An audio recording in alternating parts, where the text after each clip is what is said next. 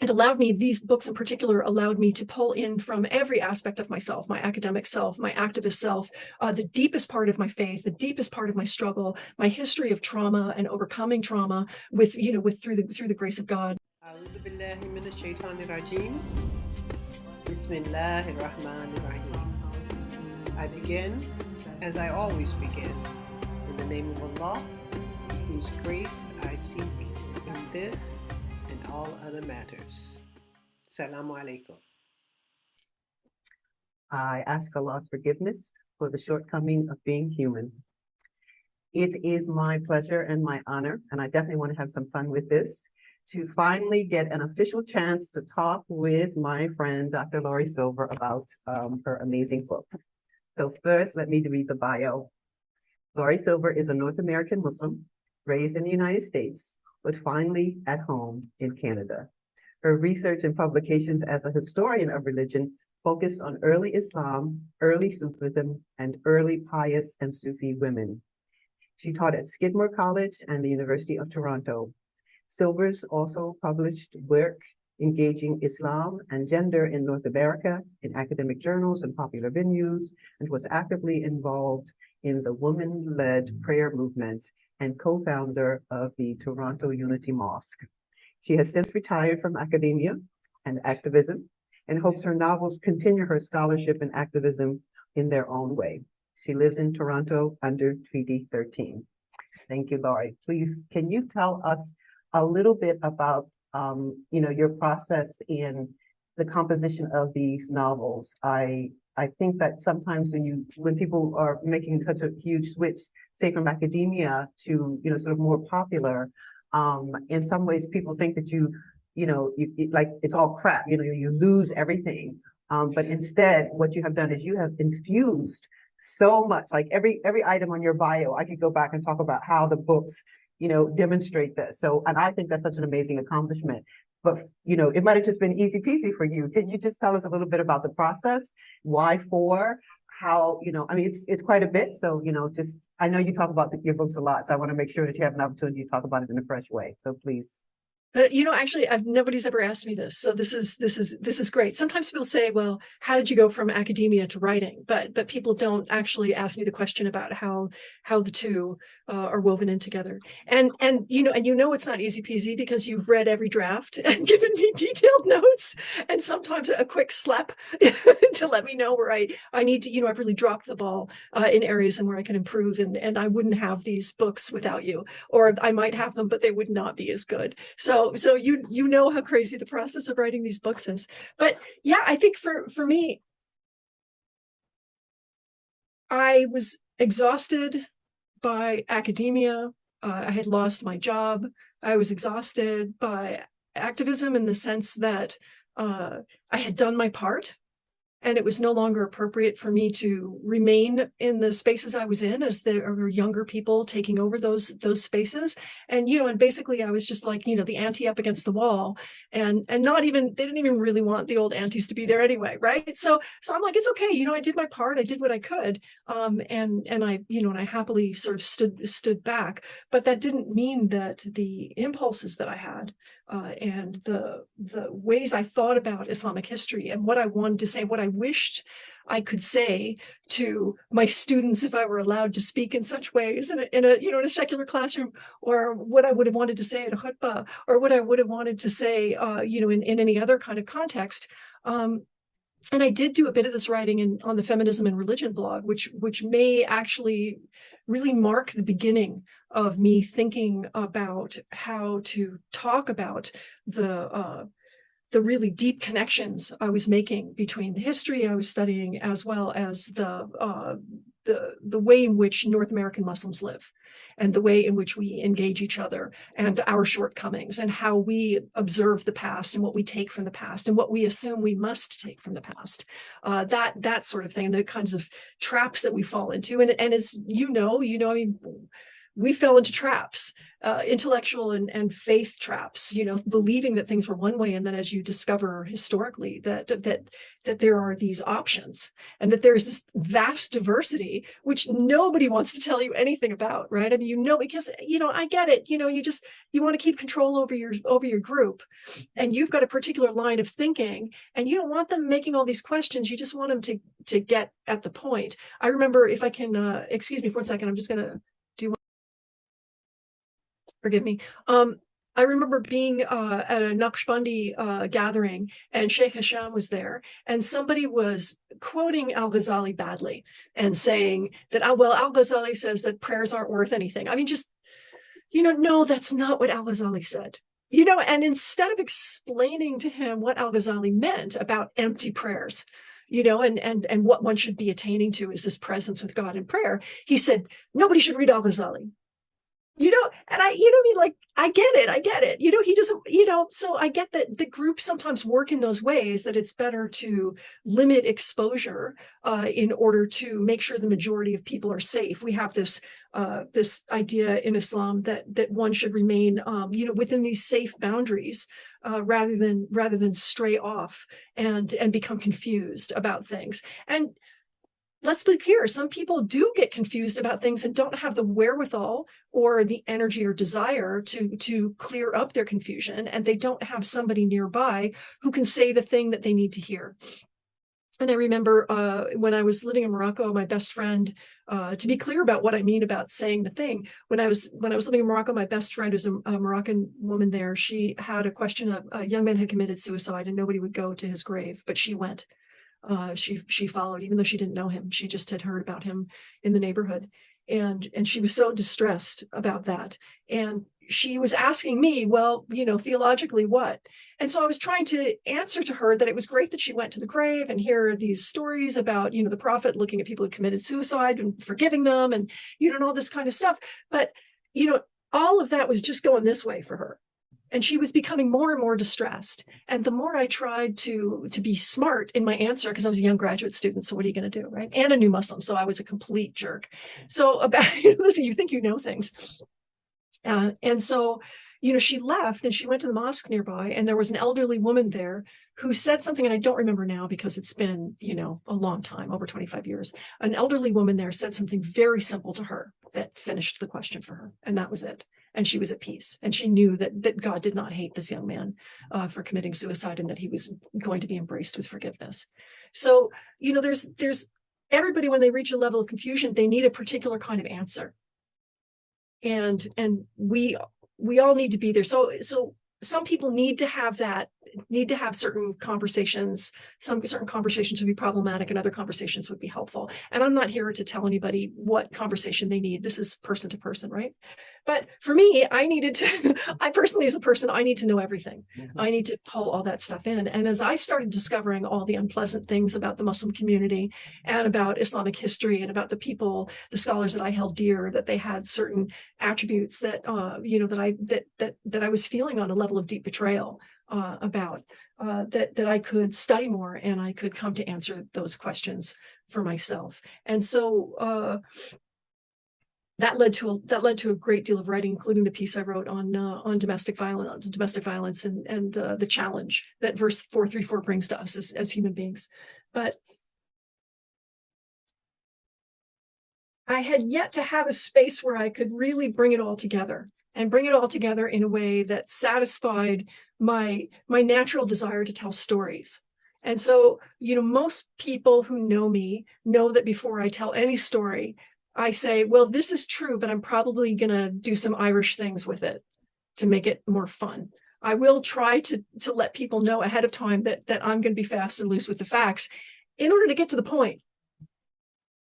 That the facts are not necessarily the point. The point is the point. And I'm going to have to tell a story to do that. And hopefully there will be laughter. Hopefully there will be thrills. Hopefully there will be something good in that. And the books really allowed me to do that. So thinking about writing fiction allowed me to do that. And it allowed me, these books in particular allowed me to pull in from every aspect of myself, my academic self, my activist self, the deepest part of my faith, the deepest part of my struggle, my history of trauma and overcoming trauma with, through the grace of God. All of these things were there, and through the Sufi path, all of these things were there. All the people who frustrated me, like the character Mustafa, who is that sweet, loving, beautiful young Muslim man who is so loving and kind and naive that he causes grave harm to others because he just can't think for himself.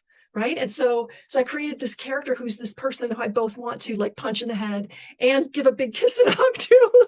And, and then I made my main character Zaytuna be his lifelong friend. And Zaytuna is me and every other woman I know who has had trauma and who has had a history and who has come up through Islam in ways that have not always been super helpful, and has a complicated relationship with God because of that.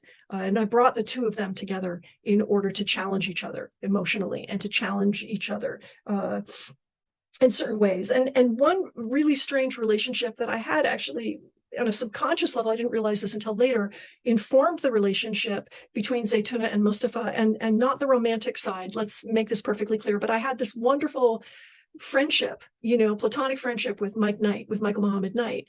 And he was so far off to the left because he had been so betrayed by things. And I was just coming out of being so far right. I was so conservative, but needing to leave that ground. And we would talk and bring each other toward a middle. And so in a way, I realized much later that relationship between the two of them was, the way that they pulled at each other, and they pulled at each other to bring out each other's worst and best, right? That was somehow mirroring that relationship. Although I think Mike and I just brought out the best of each other. He settled where he settled, and he settled here, and I settled there, that kind of thing, towards the center. He settled a little bit towards the center, but we both stayed on our sides. And so I was able to sort of pull all these relationships, all these struggles, all these conversations, and all the connections I had always made into these narratives. And then I just got to have this great experience of just writing crazy stories that brought it all together. And so the first two books are actually quite earnest in the way that they most clearly show the struggles that I've had through Islam, and the struggles that all the people around me have had with various things, and the questions that come up for people. So those two books, I often say to people that, that those two books really are the sort of method acting novels of them, in which I was all in, where I was just, I was breathing and living the characters in this way that was just completely immersive. And now I'm sort of, moving out of that to my Laurence Olivier stage, where I just come in and act and do the job and tell the story. And so I think, that happened with the third book, which focuses on Shiism, which is not something that I'm super familiar with. So I was able to learn a lot about that, and with the help of some amazing scholars, and was able to get a little bit of emotional distance. And I think the third book, actually, the story is much better for it. But the first two books are amazing anyway. I don't want to put them down. I'm just saying, when you look back at your stuff, and the fourth book, I think, is even better than the others. So I don't know if that answered the question, but that's sort of. It doesn't matter, because this was about process, and you brought in so much. I think I want to, just step back for just a second and then remind people the names of the four novels: The Lover, The Jealous, The Unseen, and the soon-to-be published The Peace. Now, I have some technical questions, and then your comments just led me to more questions. But first, let me just say something about my experience. Okay, so I've known Laury maybe 20-ish years. We've grown closer over those years. We've challenged each other, and we've been challenged, by each other. And out of the blue, she contacted me to ask me if I would read, draft of the first novel. And I thought to myself, oh shoot, everybody thinks they can do everything. So first of all, let me admit that you're in a box as a radical academic, even though you say you were pretty conservative, and again, we all had our conservative phases. But my thing is, I am the type of nerd geek person that for many years of my life, when people say what your hobbies are, I would say reading. It's just like, this was the entertainment of my life. So my thing is, there's no way that she can write anything that I'm going to be interested in. However, as a graduate student and eventually teaching graduate students, I know how to open up a document and start at the beginning and work my way to the end, quickly, slowly, deeply, whatever. I know how to do that. So she is my friend, and I will agree to do this, but I'm not expecting to like it. I think I mentioned this to you, and I was so surprised. Within the first few pages, I was grabbed by the nature of the unfolding. And this nature of unfolding, I kind of, want to share a little bit about what it is. Because Laurie and I are Muslims by choice from North America, and yet we have immersed ourselves in cultures, that have long Muslim histories. We have lived in those cultures. We know the languages. And then, we invested our time in the study of Islam. And maybe we didn't know what path we were choosing in terms of exactly what we wanted to get out of this study, but we had questions, as you say, faith questions. And we also had practical questions. We had a curiosity, and there was this kind of naive kind of love.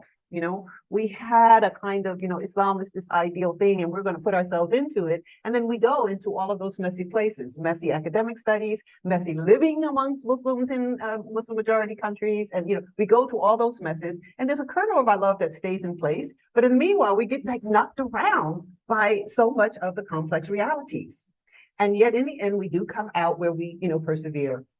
So when I entered into this novel the first time, with you, I could see all of those elements were still vibrant. They were still living. Your depiction of the streets of Baghdad. I've never been to Iraq. I've been to a lot of countries, but Iraq is not one of them. And yet, of course, you always know about Baghdad. It's just like it's always in there because there are intellectual periods, and in terms of even the development of Sufism, there are periods that are impacted by certain locations. So you also have a feel for it, and also, I mean, the streets kind of mimic the streets in other old cities. I entered into this novel, and everything was real. It wasn't a hyperbole.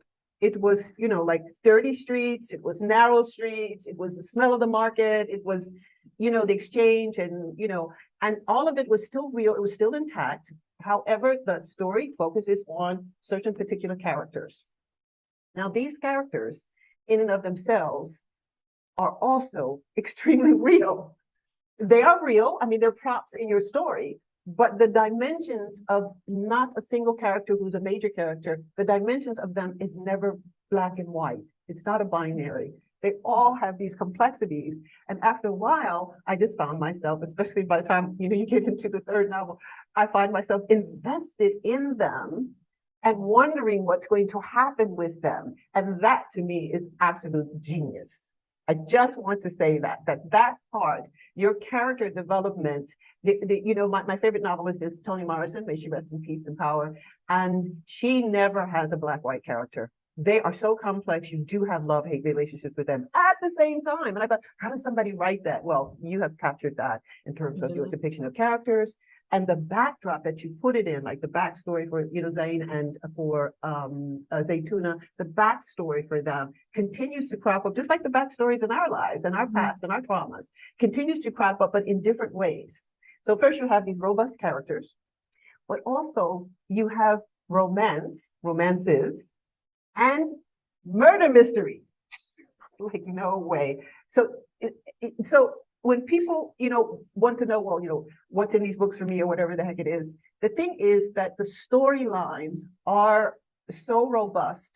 The dimensions are not lazy. I mean, I marvel. I just think, oh my God, how does she do this? How does she, bring all this together? The storylines, are complex. They turn corners. You literally walk with them, over the bridge, over the Tigris and everything like that. You go all of these places with them, and you're in anticipation of what they're going to get on the other side because the scenes, as you have set them, they are thick. They are rich. You can see smoke and dust, and you can smell things. That's why I say I can't wait until you get, sell the movie rights to them and everything, and then you can gift me something as being a prophetic seer of this. They have enough of an ability to portray many things happening that someone could actually pick this up and make them into movies, and they would not disappoint. There's enough going on in between the mystery of the murders in each volume and the dynamics of the romances that are happening between the characters, none of which, as I say, are black and white. All of the relationships are complicated, and yet they have a kind of internal coherence. They stick together. You know who these characters are. That's why I say, you get a vested interest in it. It's going to work out. I'm like, I'm not sure I want that for him. I don't know. So like I'm actively reading from, all the parts of my intellect. And yet these are Sufi novels. Yeah. These are Sufi novels, and anyone who has ever, studied the Sufi path, either for their own personal faith development or for their intellectual understanding of, a faith trajectory, also understands that Sufism is not a monolith. Yeah. And you manage to bring in characters, tropes from across this vital Sufic history, and it's real. It's like no character is everything that you love. Even though, sometimes with the uncles and everything, you do kind of have a little bit of a fascination. And we need that because we all need to have points of reference, and respect. But they don't fail you by being such a hyperbole that it's like, okay. I mean, first of all, I fell in love with Susan through characters like Rabia. And there was a time in my life that I actually thought that I could be like Rabia. I'm going to aspire to this level of transformation. And fortunately, I gave up, that fantasy, and I realized that I have to take my own path, laundry and all, But your Sufi characters allow us to see certain aspects of Sufism as it's developing at a very transformative point in history as well, without, again, by the time I've given this thumbnail of all these features, people who were like, oh, it sounds like a lot of work or whatever in terms of reading a novel might think that, oh, this is just like history in class that has become a quasi story. No, there is a dynamism that's happening there. And these things they're in the background, but you're not lazy about them. You don't have these blurred screens that, like three characters are working, through. Everybody is interacting with everybody in ways that's dynamic, even if some characters are temporary. So the stories are captivating, but the stories, in my mind, are beautifully complex.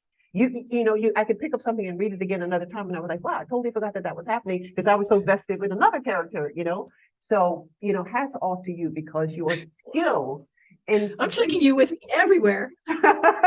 your skill in bringing this together, and as I said, I was just so surprised because I'm like, okay, well, she's my friend. I'm going to read this because she said, but I'm not expecting to like it.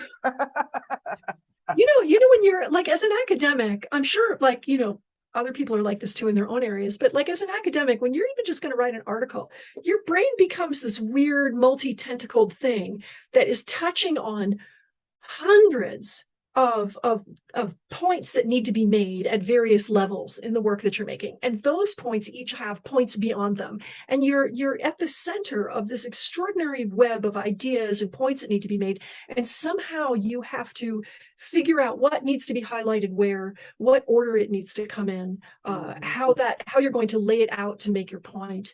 In a way, writing a novel is a bit like writing an article, except for that you put the thesis at the end. The thesis is whodunit, right? Mm-hmm. So and you put that at the end of the article instead of at the beginning, and then you have a mystery. Mm-hmm. So I think that capacity that we were trained to have, or that just us as weirdos, we like to think about all these different things at once and see all these connections and turn them into a story that can be told and an argument that can be made. I think that went a long way for me to being able to do that. But I also too, one of the things that I've had to struggle with on the Sufi path is I often am very suspicious of others, because of a life of trauma. You become suspicious of others, whatever.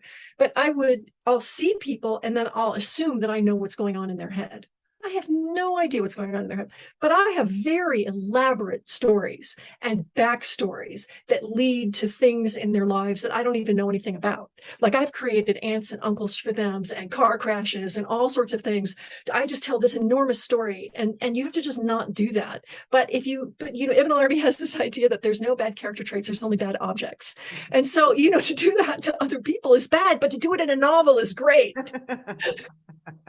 So, yes, it does give you a little license to be able to explore, some of the possibilities. On that note, have you ever? Okay, so in the writing process, as I have, looked at biographies for, my favorite writers and everything, and I remember a a discussion between Alice Walker and Isabel Allende and another Asian American writer whose name slips me right now. And in the process, they're all women about the same age.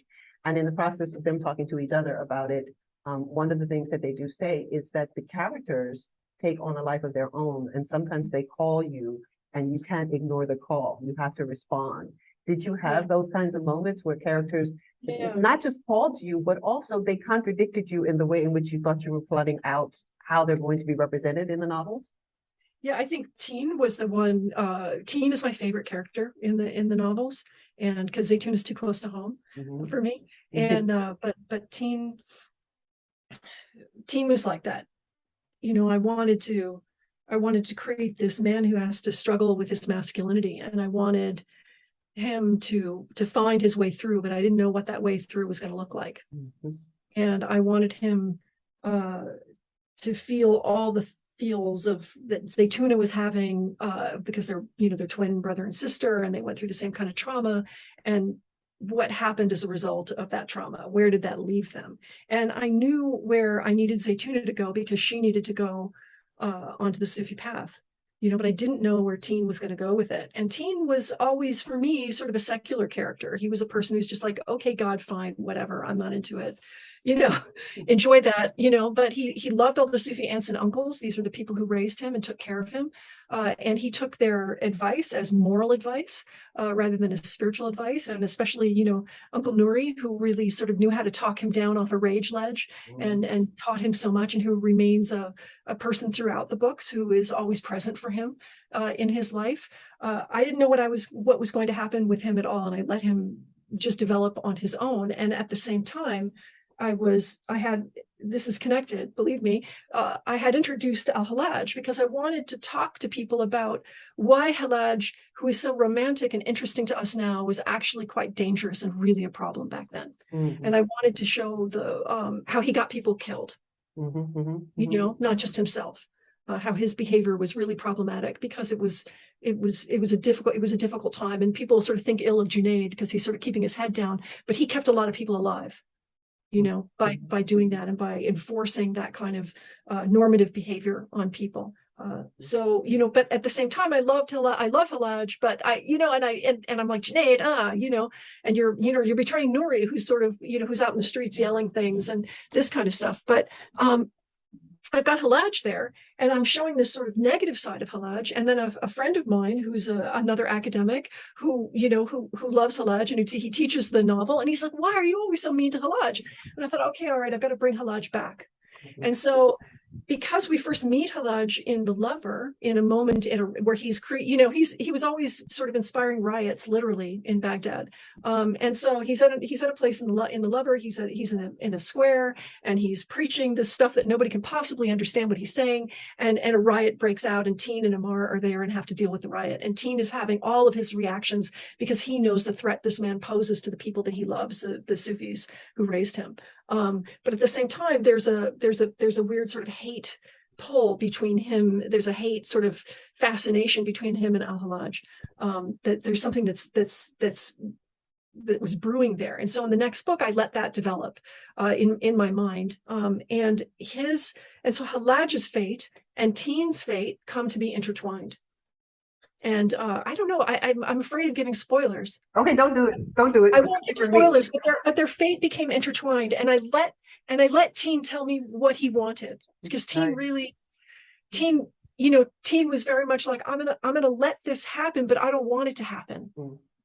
He's like, this thing is beyond me, and this is something I can't stop, and I don't like it one bit.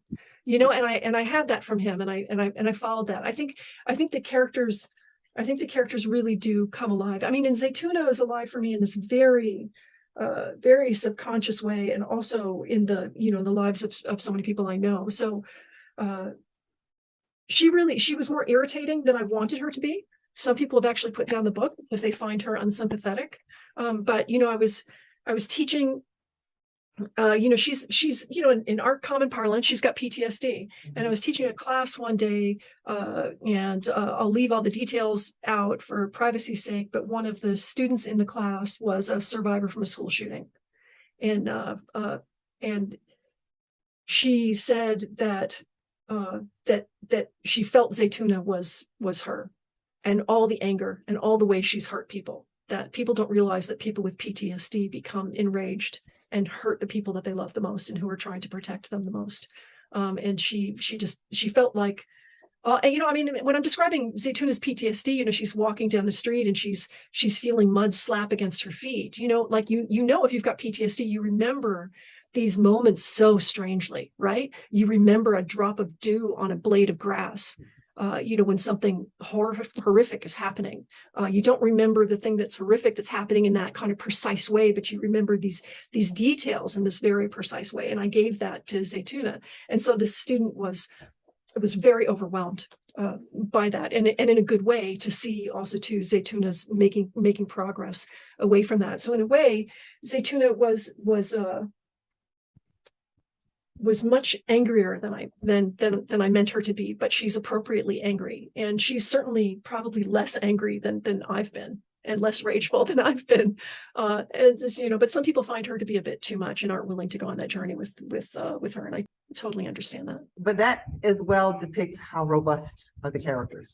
When you find yourself reacting to them as if there's like standing, on the corner around from your favorite cafe or something.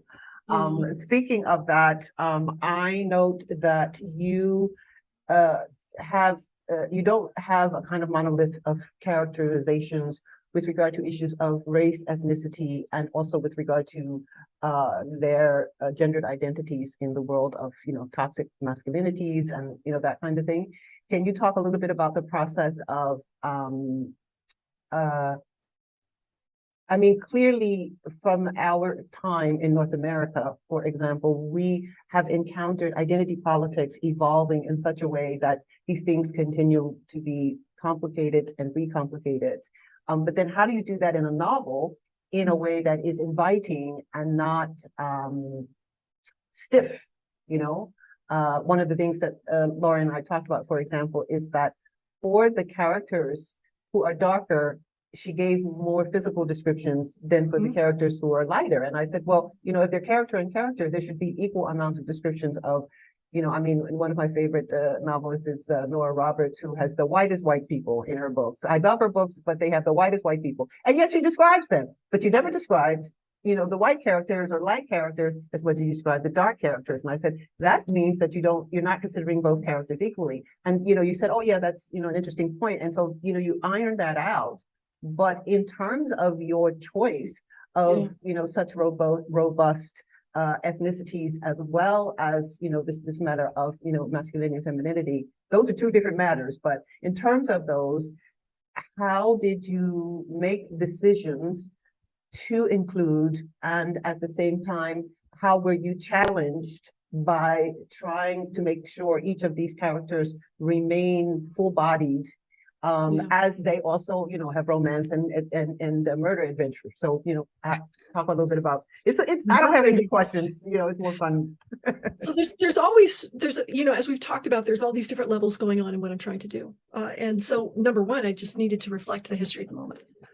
But number two, which has all these different kinds of people with all these different kinds of positions and different ethnicities and racial backgrounds and histories. So I needed to have that, but then who were going to be my main characters? And long story short, when I ended up choosing this one early Sufi woman, Shawana, who's Black, to be Zaytuna and Teen's mother, and she and a few other women, Maimuna Sauda as well. Her story is in there. That these women's stories that I created the mother out of was allowing me to talk about how Sufi scholarship never talks about these Black women, that we as North American Muslims are, what do we get served to us but Bilal? Right? And then people sort of argue, well, okay, you can have Hagar. This kind of thing. And we have so much anti-Blackness in the North American Muslim community. And I thought, well, on all these levels of the kind of Sufi history that I want to bring to life, and the way I want to the books really sort of address how we as North American Muslims remember the past and recall the past for ourselves. And so I thought, well, I have an opportunity to do something here. And I thought that, you know, why does representation matter in film and TV and this sort of thing? Because we cannot imagine Rabia, let's say, as a Black woman, if we're always told that she was Persian and she's depicted in many depictions as so light-skinned as to be white. So then, you know, in North America, you've got a white woman in your head being Rabia, and or, you know, very light-skinned Persian woman, that kind of thing, you know, and you know her, she's at the mosque, you know, that woman there. And you miss this whole aspect of the life of our community and the life of our history. And then you also perceive Black Muslims as not being fully Muslim and have full ownership over that history as well. And I think, I don't know how things are for white Muslims now, but you know, back when I converted, and in the particular place I was in at the time, the community I was a part of the most was a majority African American, Black American community in New Haven. And like, yeah, my ex-husband was half Puerto Rican, so you know, and Sicilian. So I think I was the only white person in that whole mosque. And they were not going to do me any favors. You know, they really took every opportunity to lay me out, and it was beautiful. And those were beautiful 4 years. They never let me, you know, people talk about calling in. This was an experience of calling in. They never let me go. And they battered me, you know, in every way I needed to be battered. And it was, you know, alhamdulillah, it was a blessing, and I'm still close with those people and their kids. And so, but I saw, while being in that community, how much other Muslims who were Arab or South Asian or whatever did not believe that these Black people were Muslim, and that they would greet me with great welcome. You know, oh, we caught a white person, that kind of thing. But they would scorn the fact that there was fried chicken on the table. You know, they would, you know, oh, this isn't halal, you know, and it's like, but your curry is halal. I mean, this is pre 9/11, you know, North America, in which, like, you know, every mosque was, you know, bursting on Salafi, and, you know, people who are old enough remember, we were not a pretty community back in the day. We were a really disturbed community in a lot of ways, from which I withdrew for good reasons. And I wanted to address some of that in the story, right? And I know there's so many strides being made about anti-Blackness in the Muslim community, but I know from listening to people on Twitter and other things that people are still not entirely welcome and are still not thought to be fully Muslim in that sense. So, you know, so I thought that was something that I could do, but then I'm stuck having to write Black characters as main characters. And how do I do this? And so this was also too at the time that, you know, I was checking in occasionally on Twitter, you know, white people were being like dragged down the street, you know, but, you know, roped to a car driving at 1,000,000 miles an hour for including a character that, you know, that was Black, or, you know, in their books, for, you know what I mean? For people wouldn't read the book and then they would go in. But I mean, I have read some of these books and maybe they should have been dragged by the car, but that conversation aside, you know, it was a scary prospect. And so what do you do? But you reach out to your friends, and you reach out to your scholarship, and you reach out to people, and you talk about these things. And Michael Mumisa was the first person to really sit with me, because he specialized in Black people from that period, and Black experience in that period and that history. So we sat down, and he gave me so much time, and we sat down and we talked about it. And he, you know, you could almost call him a co-author of the book in a way, that he took me through so much. And then you read it and you brought that in as well. And what I did is I just believed you guys. Like, if you told me a thing, I didn't challenge it. I was like, okay, great. And then I made those changes. And I did that actually with my Arab characters. I did that with people who were from Baghdad, to look at the book to make sure that I wasn't some American, you know, trampling through Baghdad to tell some story of the sheik and the, you know, and the romantic, the nun, and will the nun give up God for the Arab sheik, you know, this kind of thing, to make sure I wasn't doing, you know, that it wasn't having this, the way people tell their stories about Iraq, you know, that it's about the you know what I mean? Anyway, and so I just wanted to make sure I wasn't doing any of that with anybody. So, you know, my dedications, my acknowledgments for that first book, I think, are like 5 pages long. because of the number of people that I reached out to do that. And so that was really important. That helped me get started. The second book, The Jealous, actually puts a Black enslaved girl at the center of the novel, which is the exact thing a white author should definitely not do. And so, so Laury, why did you do that? So, again, it was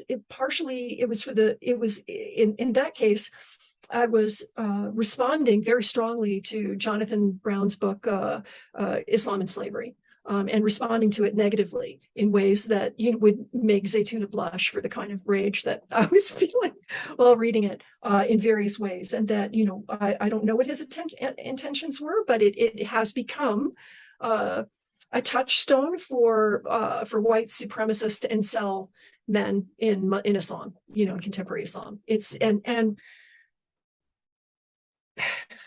Anyway, I was furious with it. And so I wanted to address some of the things that he was addressing. And I actually took situations from some of his scholarship, little things that he quotes, selections he quotes, not just from Slavery and Islam, but from articles. And I took selections from that. And this makes it in the Lover as well, because I was mad at him already in the Lover even before Slavery and Islam came out. And I took those selections and I turned them into scenes that had a very different outcome from the outcome he gave them in his articles and in his book. And one of the things, and so that necessitated in the Jealous there being this young Black enslaved girl in the center of the story. And so I don't know if you know the story about me and Layla Polos and how we met. So, no, I don't know the story, and I'm going to let you tell me, but I do want to let people know that anyone in the gallery who has a discussion and or question that they want to share, this is being recorded and I will be publishing it public. So if you want to ask a question just in the chat, for your own purposes of discretion, I will accept that. You may speak without your video if you want, or you may just join us completely. But I do want everybody to know, because in a way, this is me asking for permission to be able to proceed. And then you can tell me about your meeting later. I just want to make sure, because we're going to be. Yeah, and I've also I actually ended up writing an essay about this because I had to really think it through. It gets asked a lot, and I ended up writing an essay that's going to come out in a collection next year. But that stuff aside, Layla, I don't remember, in some kind of conversation, she realized I had Black characters and she laid me out on Facebook. And so I just said to her, you know what? Would you just maybe read a page or two and see how you feel? And so she said, you sit right there. So I had to sit on Messenger while she went on Amazon and read the look inside, like what was available there. And then she came back and she wrote, all right, you're okay. And I was like, and the whole time I'm waiting, I'm going, I'm gonna die, like this. So like, okay. And so she actually, we ended up having this great conversation. She actually volunteered to help me with what I was doing in the second novel. And so that character, Mutmina, is written, with she and I sitting side by side, and how that and how she was developed. And she had me write a scene. Just to give you an example, she had me write a scene that was so brutal, in which the character who's a stand-in for the white feminist, lots of people think that she's like a witch, like she's a positive character, but I wrote her to be like a horrible white feminist. But anyway, so who's the stand-in character for the white feminist? She has a brutal thing happen to her, and Layla kept insisting it be more brutal. And I just thought, well, okay, all right, I'll just make it more brutal because I'm just going to do whatever you tell me to do because I'm just going to trust you. But I did not understand the level of brutality until I saw Lovecraft Country. And there's a scene in there in which a Black woman, has had enough of her manager and she rapes him with a high-heeled shoe. And I was like, all right, I understand completely. I mean, there's experience I'm never going to know. Yes, yeah. There's a history and a weight of history that I will never be able to understand. Mm-hmm. And in that moment when I saw it on the show, I understood why she had me do that. And I'm really glad I just did whatever she told me to do, because it was appropriate. But that's how I do it. And I do that with every character I try. I mean, there's only like one white character in all 4 books, so I had to be very careful with how I did it. But I think the primary way of being careful is by listening and trusting that. And so that's what I did. But there is an essay coming out about what I did specifically with respect to my responsibility in that way of representing Black characters and other characters. So I'm actually in awe of the way that you seek consultation in the process of the creation of the novels and yet do not get waylaid. I think I would get waylaid because I would just go off on a tangent with regard to trying to perfect, whatever it is that I'm understanding from my, friends and colleagues. But there, there are characters that go through all four, and then there are new characters to come in, and then they go through three of them or whatever it is. So the characters are, they are evolving and they are having complexities, within life. But by this conversation, by the conversation that I've had, by what you described with regard to Layla and Michael, people gave you feedback that was not at all just complimentary. And you listened, and then you brought it to the process, and then you checked back, and that's also amazing because it could waylay someone, so that's off to you for like look, I'll give it to there was a point where when I was a graduate student and I was studying with Chidek, and he criticized something I was doing, and properly so, but he did it in a kind of a hard way. He was a very good advisor to have for me, and he did it in a kind of a hard way that edged on cruel. And I started crying. And then he leaned over and he said, "What are you going to do? Are you going to start crying when you're at a conference and somebody asks you a question like this?" And I was like, "Oh my God, right." And he's like, "You have to take it. And that question might be right. And you have to listen to what they're saying." I mean, and he really, really forced on me that growth is painful. And that you have to take it sometimes to hear what you need to hear. You have to stand firm and let it come. And maybe you need to take a minute to absorb it, and take it up. But that, you miss a lot. And we know that from Allah, that Allah sends us things that are not easy to learn from. And if we don't stay put and take that lesson and understand what we're supposed to be learning and growing through, then we miss the whole purpose of our being human. So, alhamdulillah, whoever made me be able to take the punches that way, I would, in any case. So we have a question. I was trying to figure out if Simi wanted to ask it herself, and okay, so she says she's in a place where she can't speak because we still have life going on around us. And so her chat is, I'm interested in the particular rhythm of your writing process. Do you work particular hours, places? Do you have rituals or rules? Do you contravene them? Has this been different as a novelist versus an academic? And how has this changed over time? Wow, that's nice. Yeah. I think in the beginning, I was writing fiction the way I did my academic work, which was to become so consumed that my life was harmed as a result. Where I just, again, method acting, I was just consumed by the story. I was consumed by the world.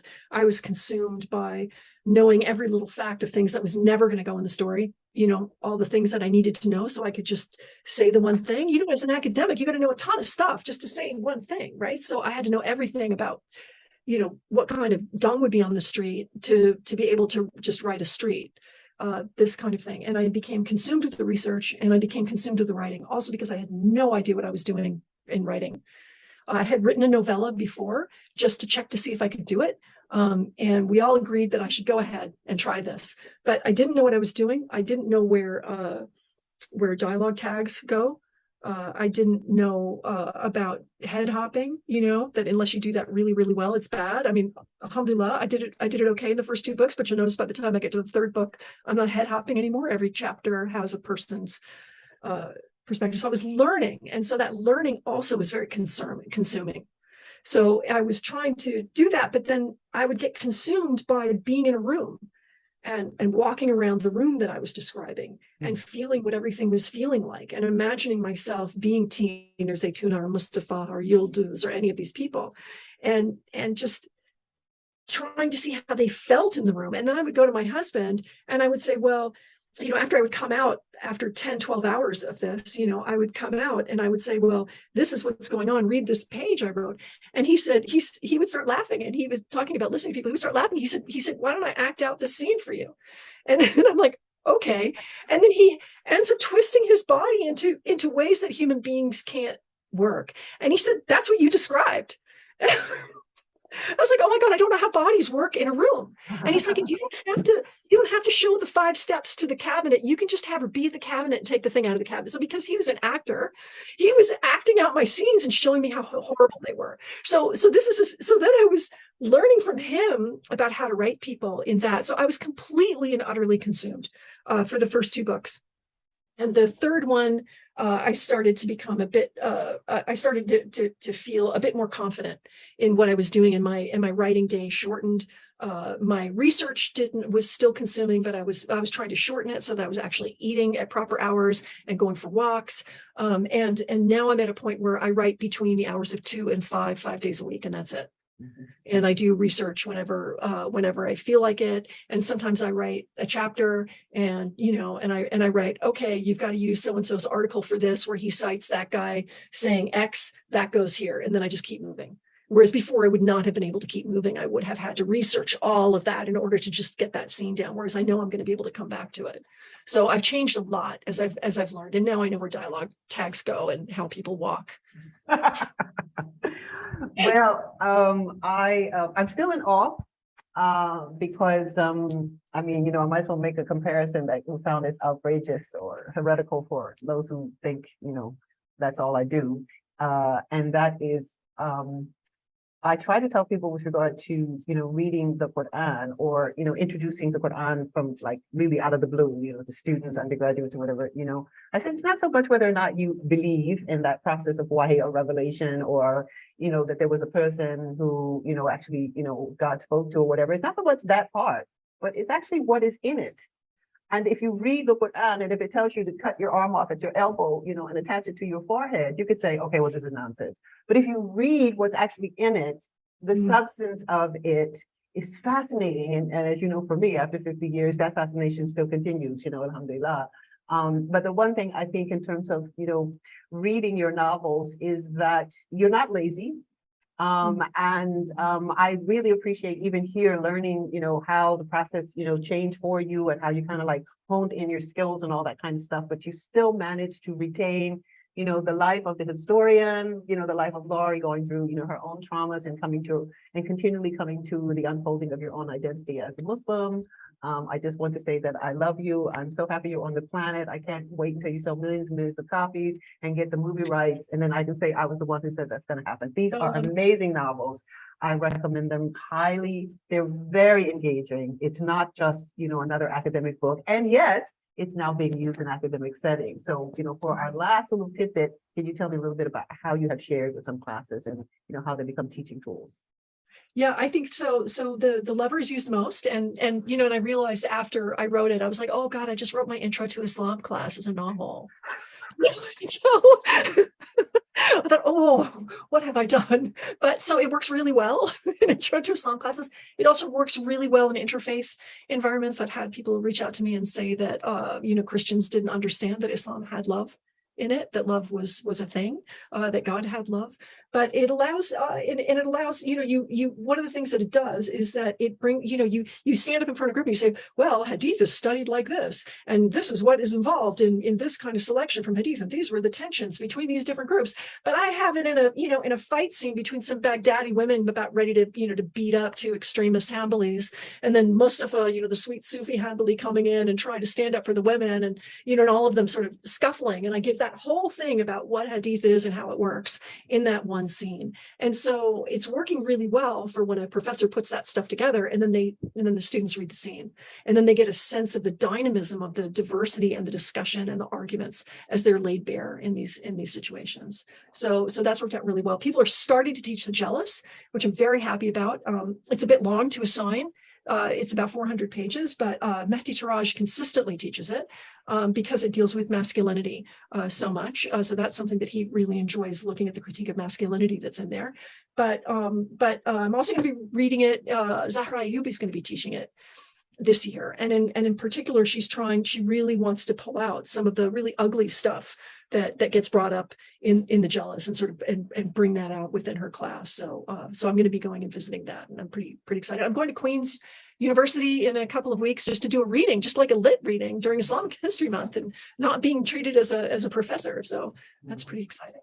But yeah, I'm excited for you, because I really feel like You had to travel the journey through all the nooks and crannies of the narrow streets of Baghdad, as you described them, in order to find your niche. And I don't know. I mean, I really think this is your niche. It's so, they're so fabulous. I enjoy them so much, and I'm really grateful for you to share Thank this you. I time love you with so much. me You've and for you. always been I love you too. the best.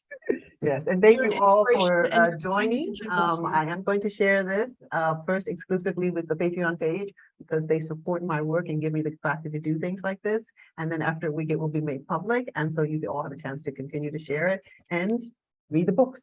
What can I tell you? Thank you. Salam alaikum. Assalamu alaikum.